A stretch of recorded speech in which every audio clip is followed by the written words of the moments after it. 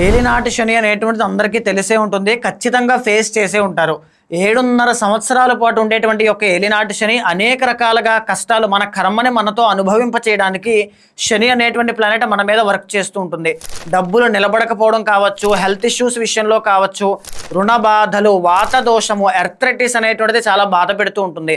ప్రస్తుతం మీనరాశి వాళ్ళకి, కుంభరాశి వాళ్ళకి, అదేవిధంగా మేషరాశి వాళ్ళకి యొక్క ఏలినాటి శని అనేటువంటిది నడుస్తుంది. శని బాధలు ఉన్నటువంటి అర్ధాష్టమ శని, ఫర్ ఎగ్జాంపుల్ ధనస్సు రాశి వాళ్ళకి పనులన్నీ కూడా చాలా డిలే అవ్వడం, హెల్త్ ఇష్యూస్ అనేటువంటివి కనబడడం. వృషభ రాశి వాళ్ళకి శని రెట్రోగ్రేషన్ వల్ల కంటక శని ఏర్పడింది, కెరీర్లో ఒడిదుడుకులు అనేటువంటివి ఎక్కువగా కనబడడం. సింహరాశి వాళ్ళకి అష్టమ శని అనేటువంటిది ప్రారంభమైంది, దీనివల్ల యాక్సిడెంట్స్ కానీ, సడన్లీ వచ్చేటువంటి కష్టములు, ఆకస్మిక ధన నష్టము లాంటివి ఏర్పడడం, ఇవన్నీ కూడా శని యొక్క ప్రభావం వల్లే కలుగుతూ ఉంటాయి. అలాంటి శని మనకి యోగించాలి, కాస్తో కోస్తో ఉపశమనం కలిగించాలి అన్నా ఈ శని క్రిస్టల్ అనేటువంటిది ధరించాలి.